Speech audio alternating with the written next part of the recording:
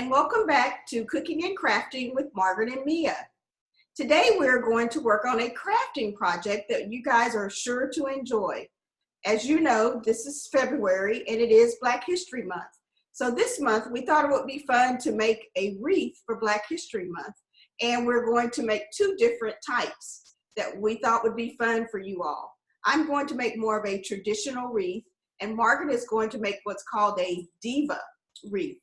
So first we're going to show you the different items that we have to make these wreaths, and we hope you enjoy. Sorry, that's my dog.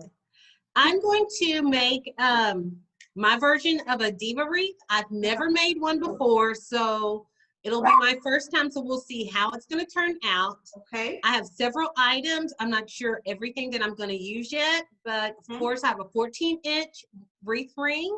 Okay. Plastic mesh that I'm going to use on the inside of my ring. Okay.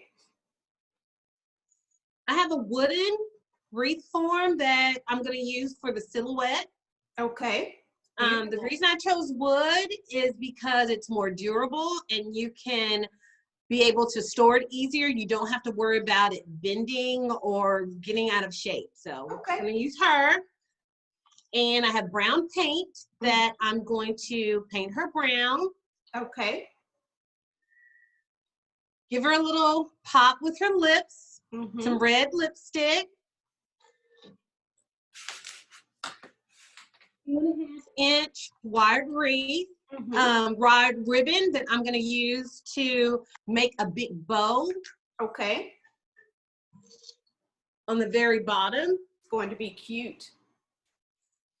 Then I have this matching fabric that I'm going to use for a headband. Okay, I like that. I like the shine of that fabric. Thank you. A nice sheen to it. And I'm going to make it pop some with some extra red ribbon and put some red roses in her hair. Okay. That's very nice. Okay. Oh. I have 10-inch deco mesh and 21-inch deco mesh. I'm going to try to make her hair longer. So that's why I'm going to use the 21-inch. And it's a little bit different because I'm going to give her some highlights. Oh, that's right. She is a diva. So she's a diva. She needs a highlight. Throw her hair. And then some tinsel stems to wrap our mesh with. I'm going to use these tie backs to attach my diva to the wreath ring. Okay. And I'm going to use this pizza board to attach to the back of the wreath ring, so you won't see all the different ties and it'll look more clean finished. Okay, that's a good idea. And a glue gun. Always need a glue gun when you're crafting. Just in case. Just in case.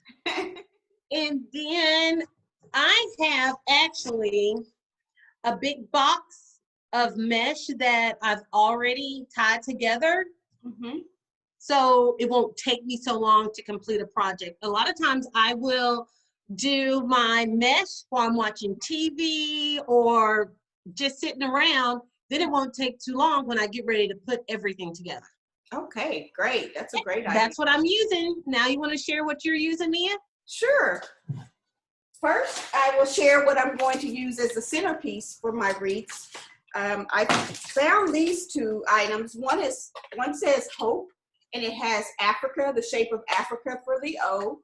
And then I have a complementary shaped Africa to also go on the other wreath. I always like to make two wreaths because I think it's important for me, just because I have office doors. I have two office doors, and so I always want to make two. So if I have one on one door, I want to also have one on the other door. So I chose. That's going to go together really well. Yes, I'm really excited about that. And then when I saw your forms, it made me think about when we were children. And it seems like every Mother's Day, they would make silhouettes for our mothers of us. It was always the black silhouette. So I decided to buy some as well.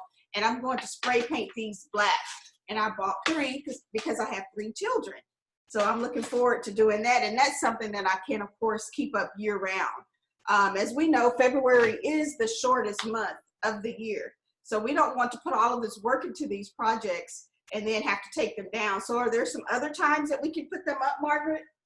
Yes, you can make sure you pull them out in June to celebrate Juneteenth, or depending on the color schemes of your home, you can leave them up year round if you want to.